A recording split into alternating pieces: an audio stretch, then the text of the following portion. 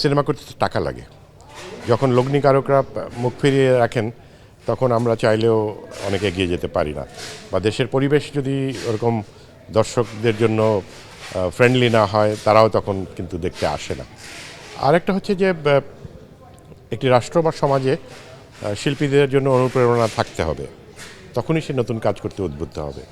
না হলে আমরা একটা বন্ধাত্বের মধ্যে পড়ে যাব। শুরু হয়েছিল মঞ্চ থেকে। তো এই যে মঞ্চে আপনি আরও কয়েক বছর আগে 2 থেকে 3 বছর আগে একটা নাটক করেছিলেন, আবারও যদি বলি মঞ্চ কতটুকু টানে? মঞ্চে আমার অনেক পরিকল্পনা আছে। আজকেও বললাম যে আমি এবছরই অজ্ঞাতনামাটা মঞ্চে আনবো এবং মঞ্চের কাজ নিয়মিত করার ইচ্ছা আছে।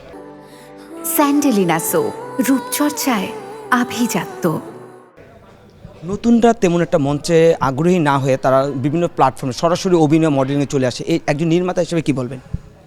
আমার মনে হয় আমাদের দেশে যেহেতু অ্যাক্টিং স্কুল বা ইনস্টিটিউট ওইভাবে নেই, সুতরাং মঞ্চটাকে একটা স্কুল হিসাবে দেখা যেতে পারে, মানে শেখার একটি গুরুত্বপূর্ণ স্থান মঞ্চ হতে পারে, আমাদের ক্ষেত্রে যেটা হয়েছিল। তো সুতরাং কেউ যদি মঞ্চকর্মী হয় তার জন্য খুব ভালো স্কুলিং তৈরি হতে পারে এবং তার বেড়ে ওঠাটা আরও বেশি শক্তিশালী হতে পারে। এই যে সহকর্মীদের এত ভালোবাসা, দীর্ঘদিন তাদের সঙ্গে কাজ করেছেন, যে সবাই আজকে আপনাকে অভিবাদন জানাচ্ছে, সবাই কাছ থেকে আসলো আপনাকে, তারা আপনাদের নিয়ে আয়োজন করলো, কতটুকু আপ্লুত হলেন? আমি অবশ্যই আপ্লুত এবং আমার মনে হয় আমি খুব ভাগ্যবান, কারণ আমি 22 বছর বয়সে মিডিয়ায় এসেছিলাম এবং হ্যাঁ, আর যদি তার আগের থেকে ধরি 18 বছর বয়সে মঞ্চে এসেছিলাম।